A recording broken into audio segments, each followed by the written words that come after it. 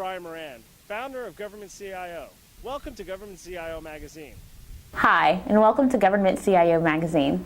My name is Tiffany Longstrat, and today we are interviewing the Acting Chief Information Officer, Mr. Sonny Hashmi.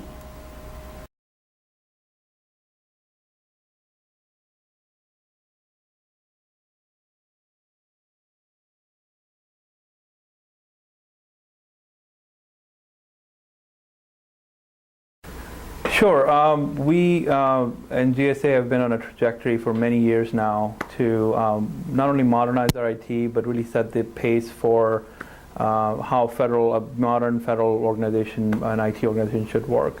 FY13 was a really important year for us.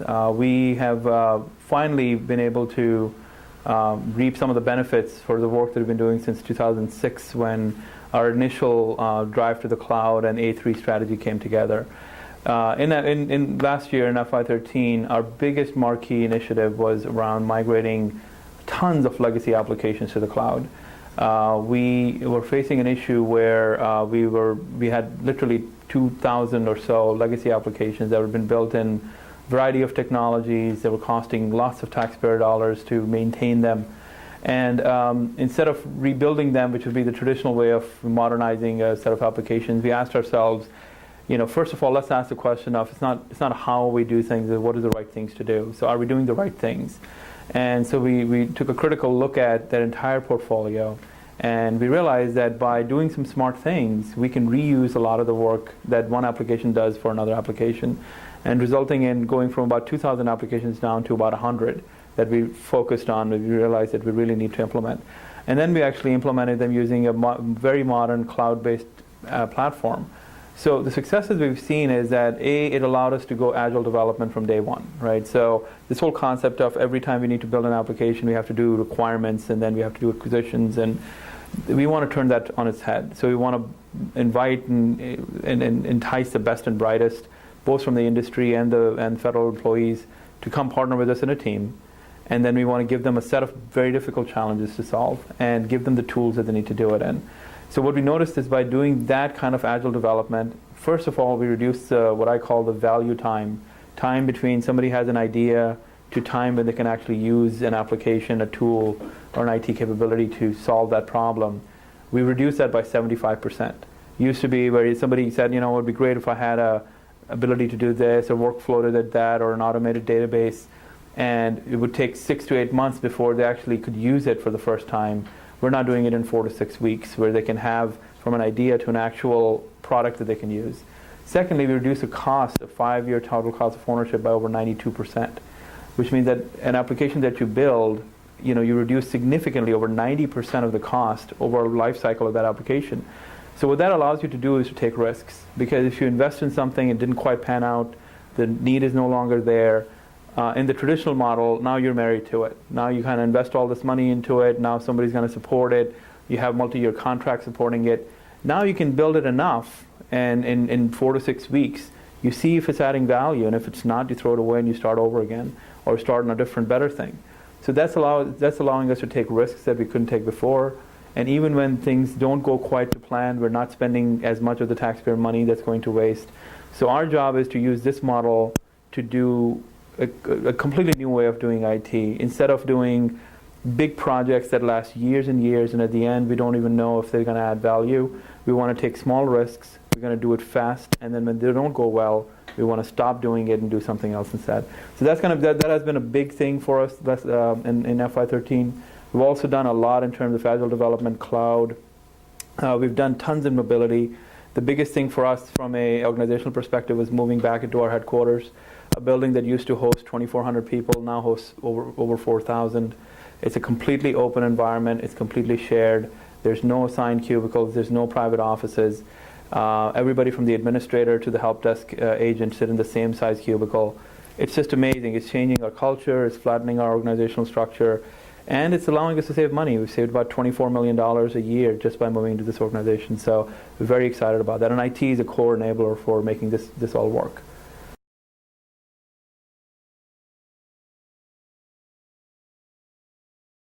That's a great question. So over the next 3 to 5 years, the marketplace is changing completely. what's going on outside of the government walls is changing so fast, and they're already, we're already in catch-up mode. The way I look at the marketplace, the way I look at what innovative startups are doing, the way I look at what the West Coast is doing, and the way I look at what even big businesses are doing in a completely new way, is so different than how government is traditionally operated that we have a huge gap to fill. And we're actually trying to do that in GSA through some of the work that I mentioned with cloud and innovation and Agile, other things like the 18F program that we just launched. It's trying to fill that gap. More specifically, what I mean is, instead of building systems, which has basically been the government play since 1975, let's build a system to solve a business problem, we need to be focused on services. And we need to be focused on connecting services that make sense with each other. When I look at what Yelp does, when I look at what Zillow does, they don't build a system and they don't recreate every component of that. They consume services where it makes sense to consume, from public domains, from government, from other companies. They add their value add on top of that service, and they package it in a way that for a user, it adds value. That's what government needs to do. So how can we serve our veterans better? By bringing together the right healthcare information from private sector, from insurance companies, from DoD, from VA. How can we solve our healthcare challenges by bringing together the right information, our energy challenges?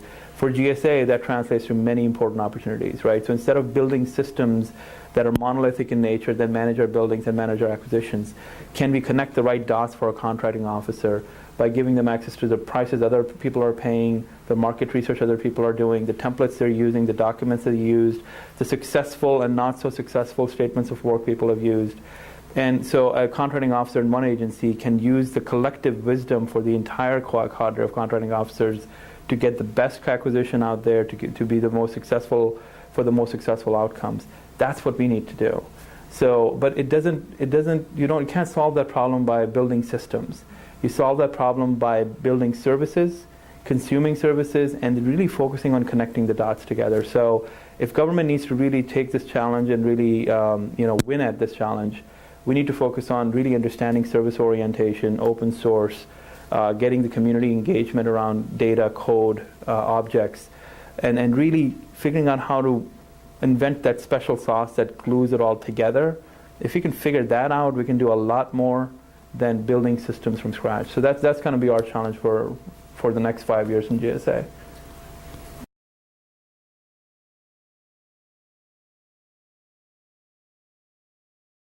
That's a great question. We're working on a lot of interesting things at GSA. Technology, processes, capabilities. Some of the things that will be very different in the next, if you met again 3 years from now at GSA, some of the things that will be very different is how we do things. So we talked about that a little bit. Everything we do will be open source. Everything we'll do will be agile. Everything we'll do will be obviously cloud first, open data first. I'm interested in making sure, I envision a point where everything that we build, every line of code that is written using taxpayer dollars is in the taxpayer's domain, in the public domain. Everything that we build is open, shareable, API-enabled from scratch. Those kind of principles have been implemented in pieces and parts in the past, but we want to really make a concerted effort to make sure that's part of everything we do moving forward. So that answers the question of how we do things will be different, but the things that we are doing are fundamentally changing the game. In some cases, we're moving industry. So, for example, take the public building service, for example. The whole notion, we're the largest landlord in the world. We manage 1/3 billion square feet of real estate. We manage over 10,000 buildings. And we're still managing it in the way that we used to manage them in 1964, right? We have people walking the halls. We have people who are, filling out forms, going back to the office, and then putting them into a system. We need to completely disrupt that, right? And in a way that the building tells you when there's a problem rather than you knowing where the problem is by walking the hall. That's the whole notion of smart buildings. Now we are implementing technologies now that allow a building to tell a property manager or an analyst sitting thousands of miles away that there's a problem with the heating system.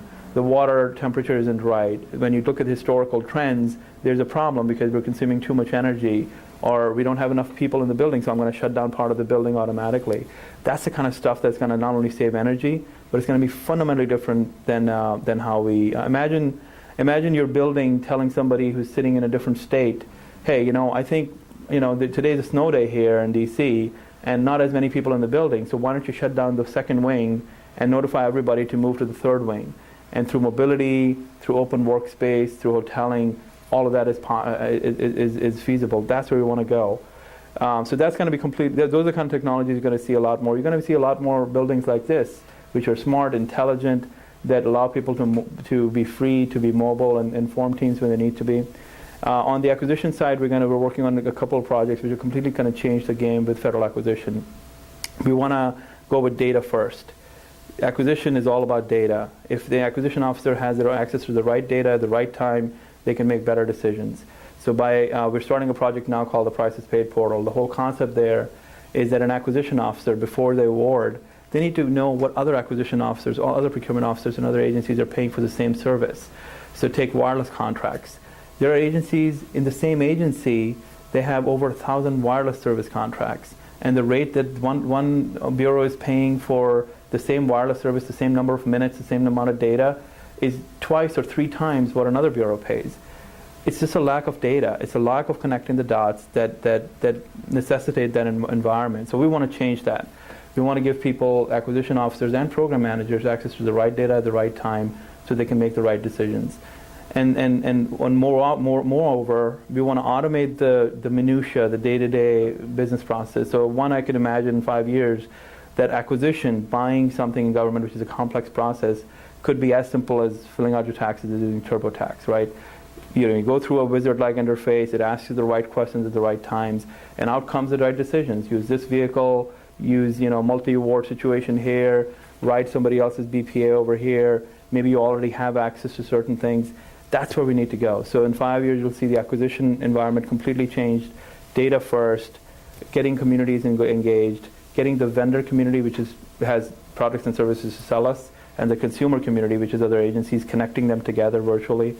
And then on the building side, it's going to be a completely different view on how buildings manage themselves rather than us managing the buildings. And at large, I think what we are doing here with creating an agency where it doesn't really matter where you are, you can be effective from your tablet device, your large smartphone that you're using right here and right now, or from a government-issued equipment. It's the same. And ultimately, I envision in a day where when somebody starts working at GSA, they kind of bring whatever device they like to use with them, and we enable them to be fully successful on that device, and they don't have to worry about learning a new operating system or using different software, but they have the flexibility to do this stuff through app stores and mobile apps and things like that. So we're changing the game in terms of not only how people work in a government agency, but also our mission, which is managing public buildings, the nation's buildings, and being in the acquisition center of excellence for government. We want to do these things in a fundamentally different way.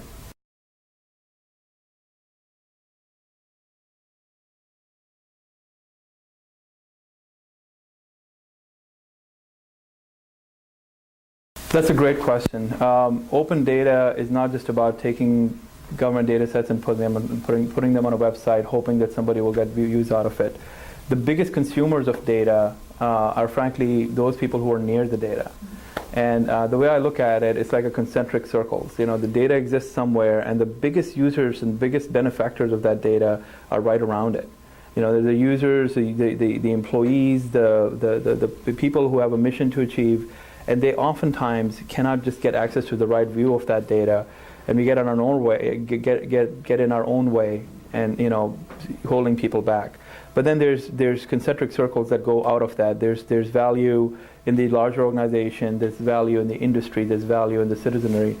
We want to certainly open up data sets very aggressively where they need to be opened.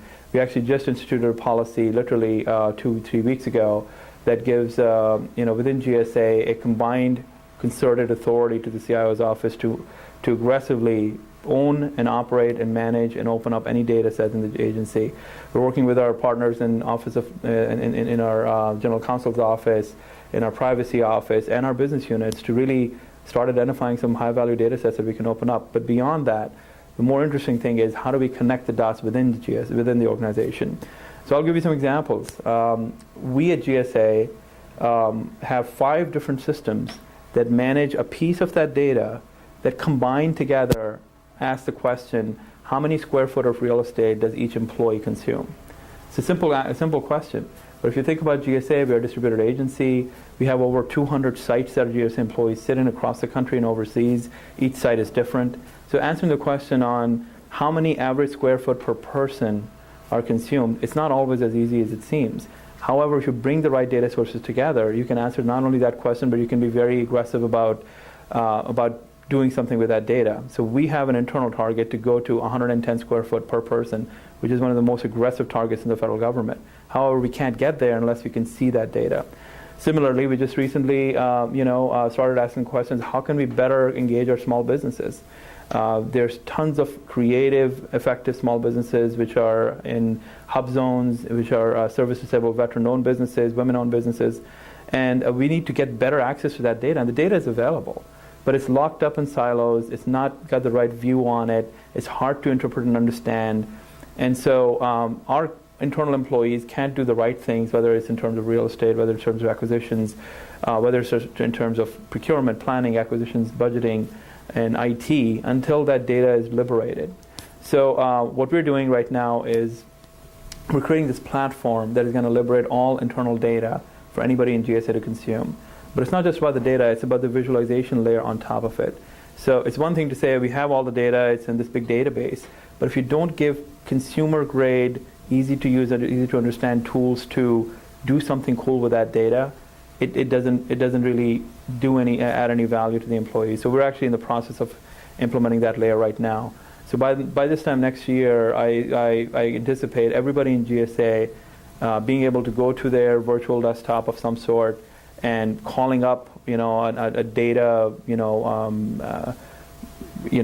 portal, like a data area. We haven't really decided what to call it yet. But going there and really being able to slice and dice and get the knowledge that they need across the organization. And then the next step would be to open it up for the citizens. So we're doing a lot of work in this area. As challenging as it is, I think that is going to be the defining, the big game changer for organizations in the 21st century. And we're interested in doing some cool things in this area.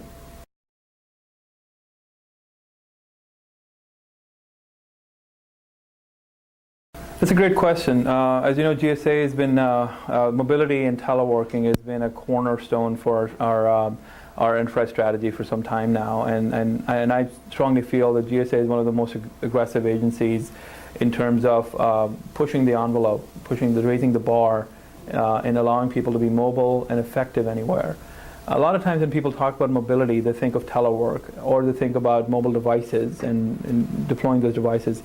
I think that's very limiting. I think that's a very tip of the iceberg. Mobility is so much more than that. In my mind, mobility is several things. Mobility is an employee who wants to be effective, who wants to work, and they can be effective no matter where they are, no matter what their circumstances. We at GSA are already there. Not many agencies, a lot of agencies at different points of that spectrum. We have done a lot of work with the last couple of years, to the point where when Hurricane Sandy hit the West Coast last year and caused tons of devastation. In Lower Manhattan, most of our customers, there's a big federal building in Lower Manhattan, it was completely flooded, it was shut down.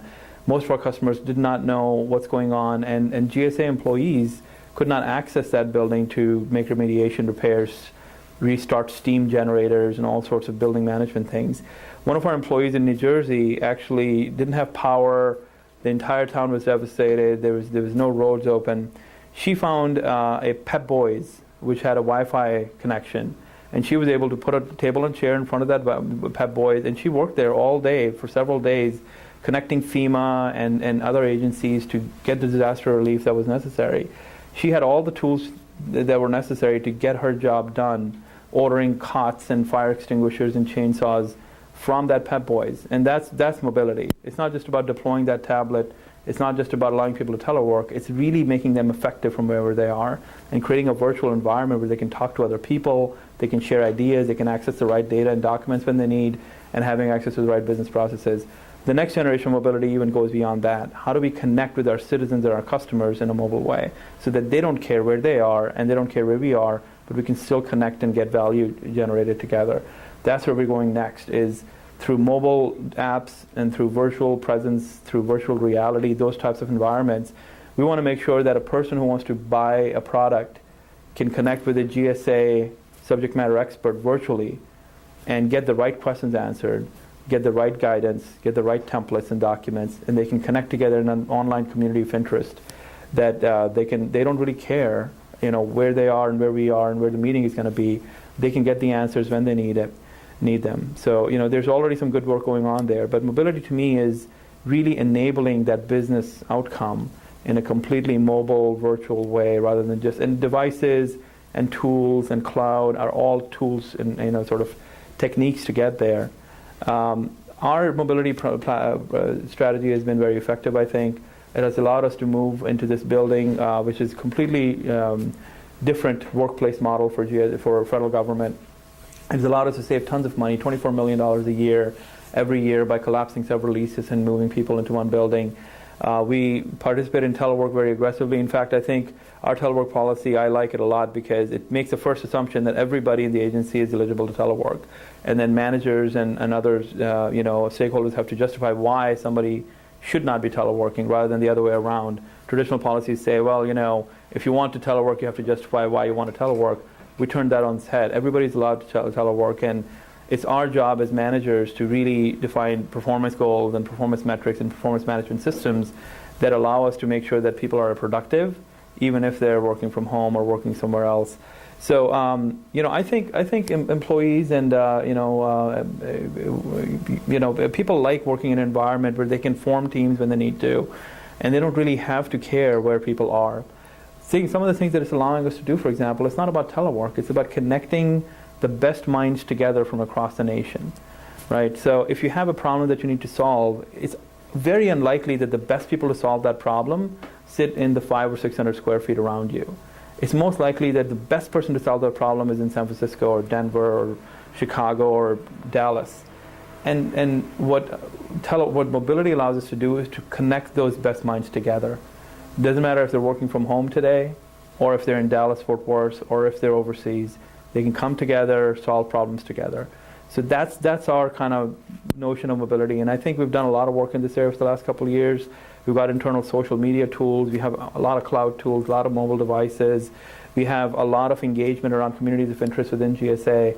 And I can go on and on about all the examples of things that are working. But I really think this is the next generation of how government should operate. In fact, how private businesses should operate. It's interesting. When we moved to this building, I think more private sector companies came through to take a tour than government agencies did. And 9 times out of 10, those private sector companies were like, we want to go big, but we can't go as far as you guys have. You guys have really been aggressive on this. So it makes us proud. I think we're moving the industry in this area, and I think that's the kind of thing that we at GSA can really take a leadership role in.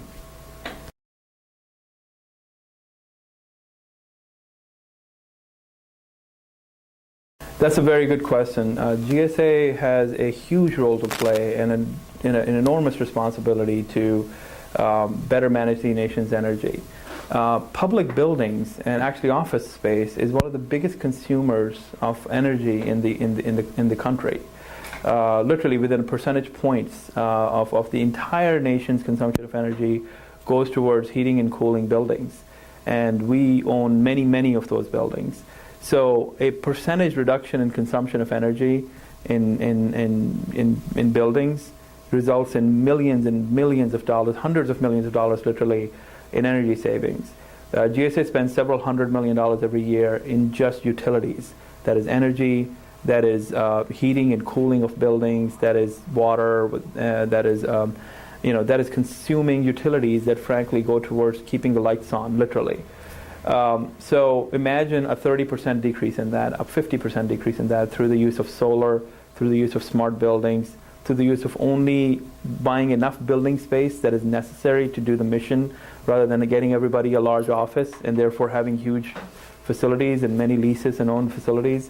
That is enormous. In just building alone, between utilities and other incidental costs like supplies and processes, and there's about $8 or $9 million a year of savings from just GSA personnel coming together in one building. Why? Because the building shuts off lights when it's not being used. When we get out of this room, the lights will go off. I don't have to turn them off. All these little things help. And when you multiply that out by 1/3 of a billion square feet of real estate, it has a huge implication. Not only that, GSA manages the entire fleet, auto fleet for the federal government. We buy and manage vehicles that other agencies use for, crosstown treks and so forth. About 200,000 vehicles in the United States we manage. So imagine converting all of them to hybrid, all of them to electric. It's an enormous ability to move the industry in terms of energy consumption. In fact, much of the GSA fleet today is hybrid, and it's been done over the last 3 to 5 years through a lot of energy credits. There's also a lot of focus on buying new. We are offering agencies, for example, to replace their old energy inefficient vehicles with a hybrid vehicle at no cost for the agency, because I think in the long run we can save money anyway through less fuel consumption. There's tons of good work going on. In Region 10 and GSA in Tacoma, Washington, there's an electric-only pilot going on where we're deploying vehicles like the Chevy Volt and the Nissan Leaf, which are electric-only.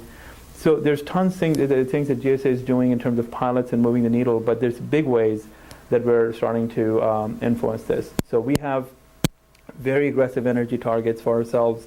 They're available on GSA's website. If you look at our scorecard, there's very aggressive energy reduction targets, and the way we influence it through fleet, through building management, better management of buildings, and also through green acquisition. So we have a tremendous opportunity in our supply chain side to make sure that the products that we buy, they meet the green standards. So it's not just consumption of energy, but it's also the landfills. It's also the disposition, the entire ownership life cycle of a product. And we want to make sure that we help agencies make the right choices, give them the right choices to make in terms of buying, products that are green as well. So there's lots of things that we're doing, we have done. There's tons of stories we can share with you. Many of them are already on the gsa.gov website. Take a look at them. One small way, for example, we're helping agencies make better decisions is through a website that allows agencies, before they buy a piece of furniture, before they upgrade a building, it goes and it tells them all the products that they have access to and helps them make better choices. If you buy this heating or cooling system or this roofing material, this furniture, it's going to be more biodegradable, it's going to be greener supply chain, it's going to consume less energy, and that helps them make the right choices. So GSA can and has been making huge strides in this area to move the market again. And there's more to come on this, but through solar, through geothermal, and diverse energy consumption from in various markets, we're already completely changing the game on how we consume energy, how we buy energy, consume it, consume less of it, and be smarter about disposing of property and so forth, assets at the end of the life cycle.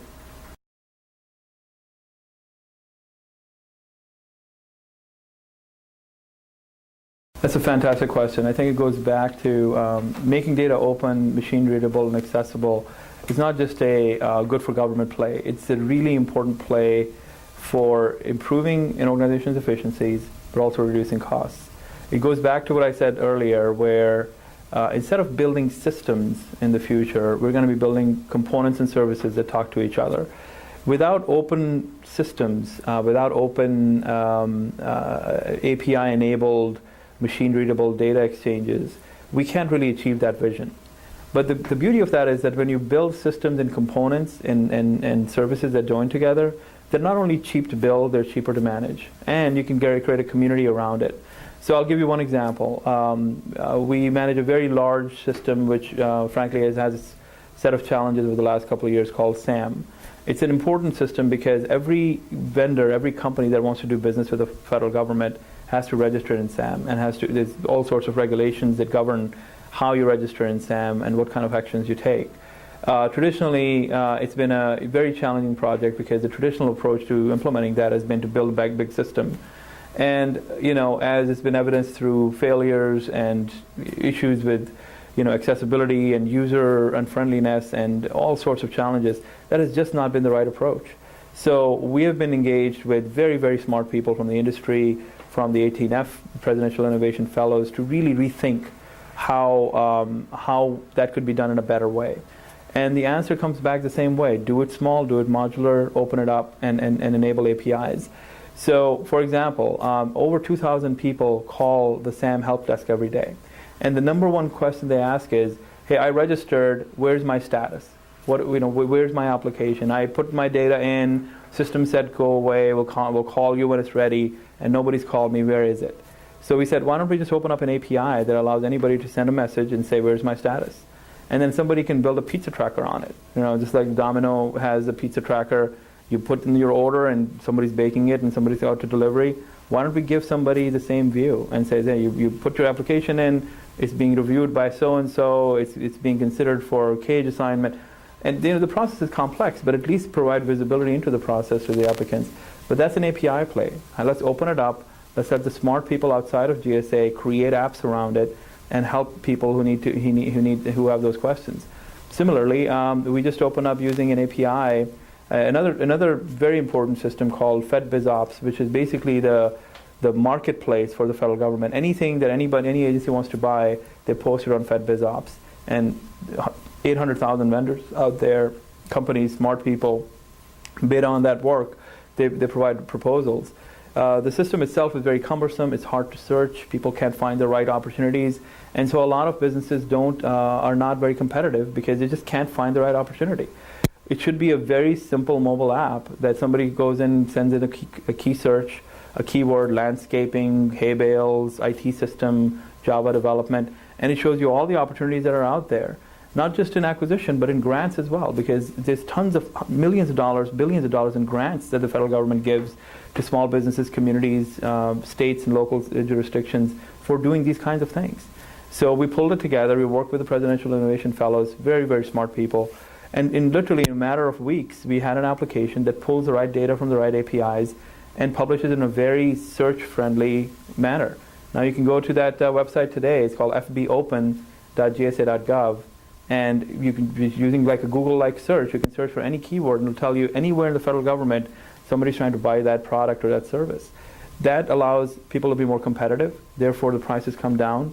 And that's a very simple example of how opening up data that actually already exists, making a user-friendly front end to it, can drive prices down, can improve competition, and can create opportunities for the small business as well. So those are some of the examples on how data is really changing the way, completely changing the way, not only we work as an agency, but how the industry, and government work together. And we're very excited about that. So there's more to come on that.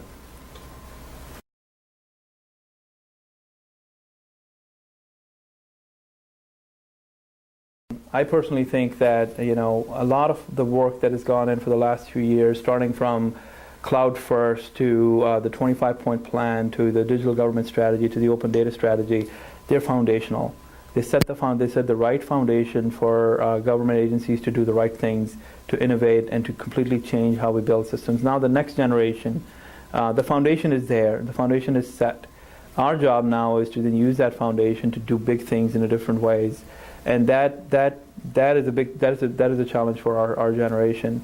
We need to learn from what smart people are doing out there. We need to learn from how, if somebody came up with an idea for a Zillow or an Instagram and they brought the right data, the right services, the right code, the right technologies together very quickly and were able to scale to millions and millions of people literally in a matter of weeks. I mean, if you apply that same example to how a typical government agency works, it would have been 6 months of requirements and then another 6 months for acquisition, and then there would be a protest, and then eventually 2 years later we'll get a product for hundreds of millions of dollars, and it wouldn't be what somebody thought 2 years ago what it would be. We need to completely change that game, and that you do that by, yes, adopting cloud, yes, adopting agility, agile development, yes, adopting open source, opening up data, APIs, but then really fundamentally rethinking the workforce component, who we are, what skills we bring into government, what kind of approaches and strategies we go after, we reward, what kind of behavior, how risk tolerant do we become, how can we get things done quickly, how do we innovate on the IT acquisition side to buy things in chunks rather than buying big things over multiple years. All of those things are very difficult to solve, but they all have to kind of come together as a puzzle, and then we can completely change the game.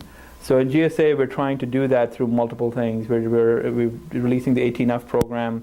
It's going to completely fundamentally change how innovation happens in government. And government people working with other government people to prototype, to do a lean development, agile development, developing web properties and web technologies quickly, delivering value quickly.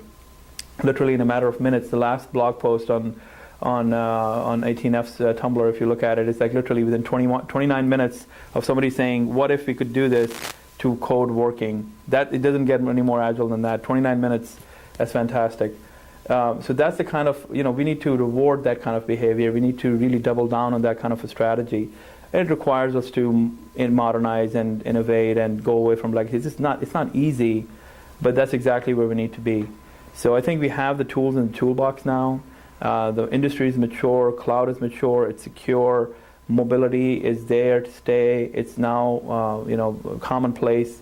We need to then pull it all together. I mean, the toolbox is there. Now we need to kind of use them in the right way to build something really interesting and different.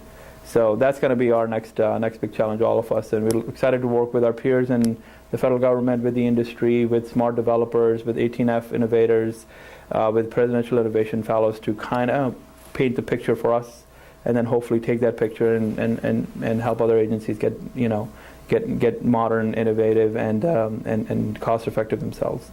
So we're very excited about it. Next few years are going to be extremely interesting, important, and frankly the right place. The government is going to be the right place to be for the next couple of years because big things are going to happen. So we're very excited about that.